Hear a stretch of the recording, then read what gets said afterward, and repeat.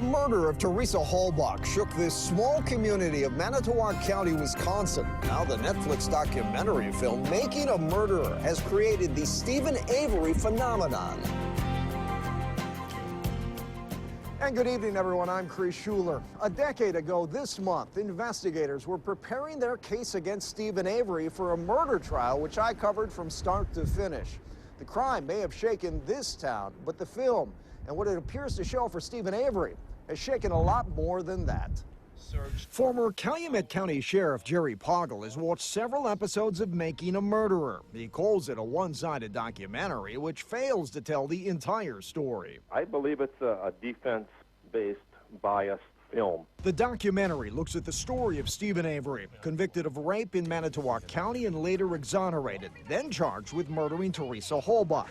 It is told by a pair of film students who worked on the project for 10 years. Our role as filmmakers was to document what we were witnessing, to raise questions, but never to provide answers. But Poggle says that's not entirely true. He says the filmmakers focused on a defense theory that Avery was framed by Manitowoc County investigators who planted evidence because of a pending lawsuit for his wrongful rape conviction, a theory that Poggle says the jury dismissed. The allegations that, I guess assumptions that are presented in this film were addressed at trial. And this former sheriff says if someone had framed Avery, they were able to hide it from the State Crime Lab, Department of Justice, and the FBI, who all work this case. All of these individuals would have had some knowledge or some way of determining that there was a cover-up being committed by Manitowoc County, which definitely was not done. Poggle says all of the evidence, not just defense allegations, convinced him of Avery's guilt. And he feels sorry for the Halbach family, again reliving Teresa's brutal murder. It's been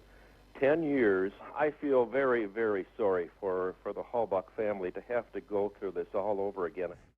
After the release of Making a Murderer, people from all around the nation, they came here, armed not only with the facts according to that film, but with a grudge. Nate Stewart tells us how the community is trying to react to that.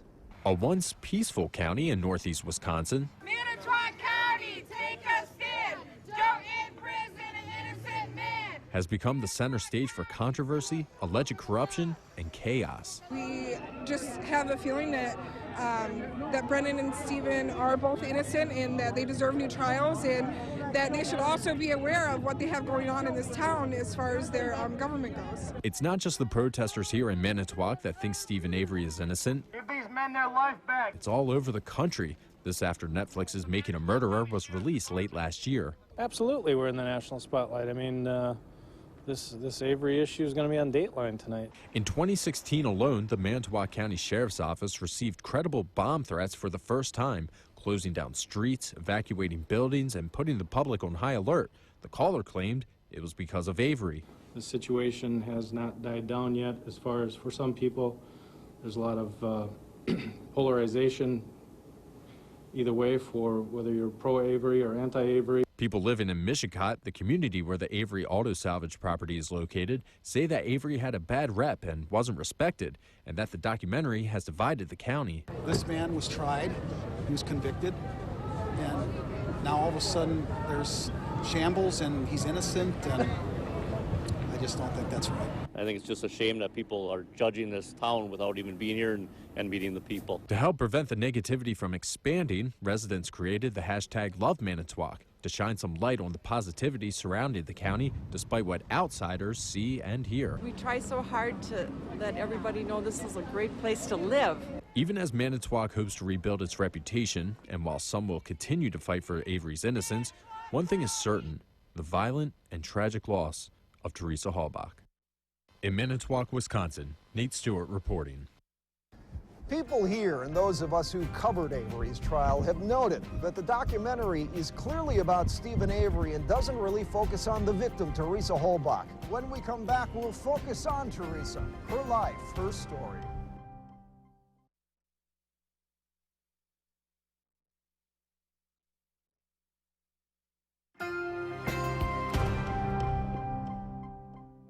I love hugs. I love I have a theory that you need 9 hugs a day in order to feel love. That was a portion of Teresa Halbach's video diary, something she shot 3 years before she was killed. Played for the judge and the jury ahead of Stephen Avery's sentencing, it now gives us a glimpse into the type of person Teresa was and what was important to her. I love being happy. I love knowing that I have nothing to complain about. I love knowing that my family's healthy, that I have a lot of friends. I love making people laugh. I love laughing. I love when people compliment me.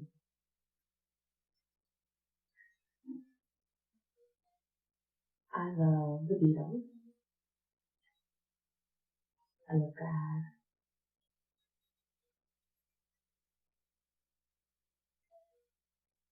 I love knowing that I like who I am. I love taking pictures. I love holding a camera in my hand. I love kids. I love babies. I love traveling. I love talking about traveling. I love being myself with everyone I know. I love, no doubt, going to friends. I love my sisters and my whole family, of course. I don't hate anyone. I love a lot of people. I feel love. At the time of her murder, Teresa Halbach was a photographer, not only for Auto Trader magazine, where she got to know the Avery family, but also for Tom Pierce, a photographer. Now, Tom is retired now, but as Brittany Falkers explains to us, Teresa Halbach is never far from his thoughts. Oh, she was a loving, caring person, and she loved people. Retired photographer Tom Pierce says Teresa Halbach was like the daughter he never had. And she always had smiles. And she was always happy about one thing or another. She came to his studio in Green Bay, Wisconsin as a young photographer looking to break into the business. She wanted to learn, and she wanted to be able to do what she loved. And I found that she was really wanting to do the best she can and become the best photographer. He says Teresa started as an intern at Pierce Photography, but with natural talent and a knack for putting people at ease, he offered her some studio space to pursue her dream. And I've said many times after her death that if she was still here today, she'd probably be one of the best photographers in the state because of how she handled what she does. It's not just a matter of taking a picture. That's part of it, for sure, but it's how to get the people relaxed and comfortable to have a nice portrait or family picture or whatever the case may be. And I saw that in her. Although Pierce says Teresa preferred to be behind the camera, she sat for this now infamous portrait, a photo he took for her mother. Pierce says he has not seen the documentary series, but wants people to remember the woman behind the photo. That's what they should be looking at, and that she had a great future in front of her. In Manitowoc, Brittany Falkers reporting. Other places and find almost the same thing. Accusations of planted evidence is not new or exclusive to the documentary. In fact, Avery's defense team argued at a trial, establishing that evidence trail required Teresa Halbach's younger sister to testify about a key piece of evidence. Surrounded by family, Katie Halbach walked into court and, between deep breaths, talked about her big sister and the things they used to do. We would watch movies or watch TV or like play card games or just hang out. Did you ever go shopping with your sister Teresa? Yes. The 15-year-old remembered teasing Teresa after she showed Katie a pair of Daisy Fuentes jeans she'd bought. I knew that Daisy Fuentes was an older person, so I told Teresa that she has old person genes. It's important testimony because investigators found rivets from that brand of genes in the burn pit on Avery's property, where Holbach's bone fragments were also found. But Katie had even more to say about this controversial piece of evidence. It's a blue lanyard. She told jurors she got it at EAA 2 years ago and gave it to Teresa as a gift. The fob with Teresa's car key found in Stephen Avery's trailer a few days after her disappearance. That look the same as when you gave it to your big sister, Teresa? It does. Brave testimony from a young teen who will never share with her sister again. A decade later, that key remains at the center of debate because of this film. When we come back, we're going to meet two attorneys who followed the trial, not for the defense or the prosecution. Their expert insight on that evidence then and evidence now. If Stephen Avery has a shot at getting out or getting another trial, it's going to be newly discovered evidence. But the documentary is, people can't expect that that's going to help someone get out of prison.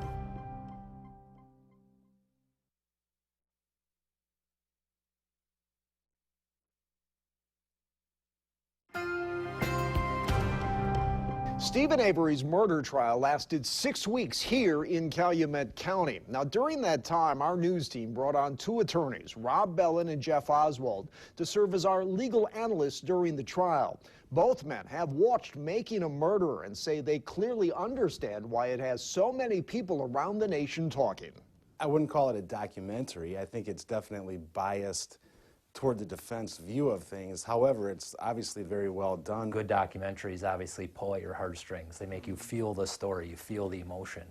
And there's no question that you get that in this. Both men served as Local 5's legal analysts during Stephen Avery's 6-week murder trial. Avery accused of killing Teresa Holbach and then burning her body to cover up the crime. We were in the midst of it, kind of going day by day and just breaking down, you know, was this a critical piece of evidence or not? Bellin says the producers of Making a Murderer gave the public an inside look at the justice system, but they were also clearly out to support the defense's claim that Avery was framed for Holbach's murder by Manitowoc County law enforcement because of his pending lawsuit for a wrongful rape conviction. The defense planted that seed along every step of the way here. Is it possible for that to happen? Of course it's possible. Oswald says the filmmakers focused on key evidence that supports a possible setup, like Holbach's car key discovered in Avery's trailer by a Manitowoc County deputy after multiple previous searches. And that's highly questionable.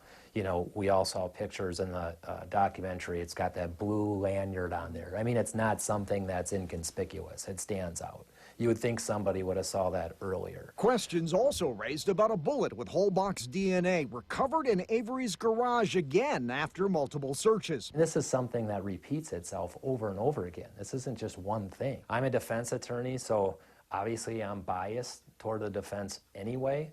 But it makes a good film series, let's just put it that way. A film that, while compelling, cannot change a jury's verdict. So other than conducting a national conversation based on the Netflix documentary, do you think for Mr. Avery, anything here is going to happen with his case in the courts? If I had a prediction, you know, I don't think it's going to go anywhere other than a national discussion, unless something changes with DNA evidence. If Stephen Avery has a shot at getting out or getting another trial, it's going to be newly discovered evidence. But the documentary is, people can't expect that that's going to help someone get out of prison.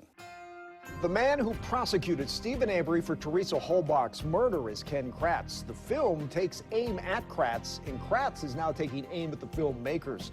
When we come back, we hear his response. Teresa Holbach has been reduced to little more than a footnote in this case.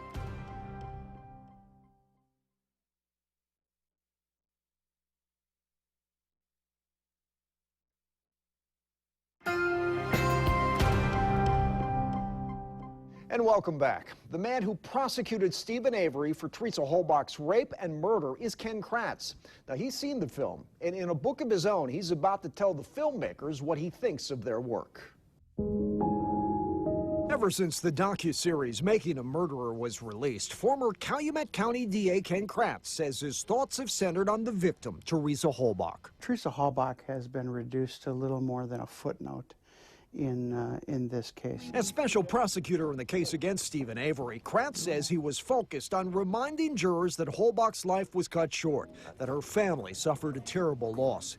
Yet in the Netflix film, Kratz says Halbach is kept in the shadows. The focus is certainly away from the victim, away from the horrific things that happened to her. The documentary has grabbed the attention of people worldwide, many taking to social media, convinced Avery was the victim of a law enforcement setup, a number targeting Kratz with outrageous emails and threatening phone calls. There were suggestions that they wanted to rape my daughter and make me watch. Kratz says Making a Murderer is not a documentary at all, rather a one-sided opinion piece that left out key evidence introduced at trial. Their agenda never was down the middle or a documentary. This was made by and for the Avery defense team. This former prosecutor says producers left out that Halbach's cell phone and camera were found burned on Avery's property, that a bullet found with Halbach's DNA matched Stephen Avery's gun, and Avery's sweat was found on the hood latch of Halbach's RAV4. They picked and chose various facts here, what I call cherry-picked facts, in order to lead to a specific conclusion that they wanted their viewers to come to. And now a book, penned by Kratz, a story of the crime, the trial, and the outcome, which this former DA says will set the record straight, reminding everyone of the victim, a 25-year-old woman killed in the prime of her life. Teresa Halbach was the one and only victim here. I think it'll be really insightful, but I also think it's going to show without any shadow of a doubt that this guy's right where he needs to be. And when we come back, more from Teresa Halbach's video diary, in her own words that foreshadowed the unthinkable.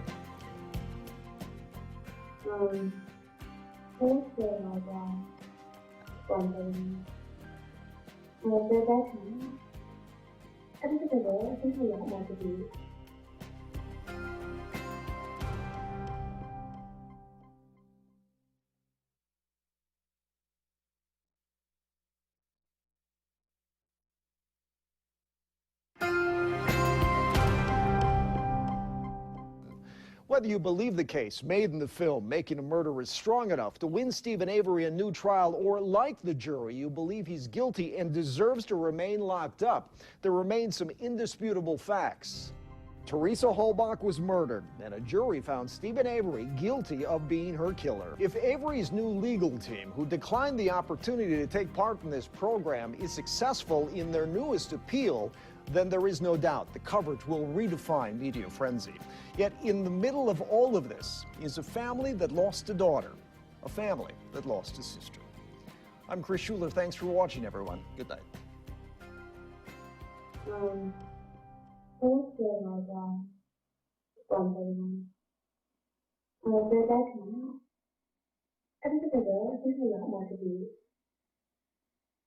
I just want to know, whenever I do that, I just want people I love to know that whenever I die, that I was happy. I'm happy for the business. The only thing that could happen now is that I wish I could have become a mother. That's the one thing I've always known that I want.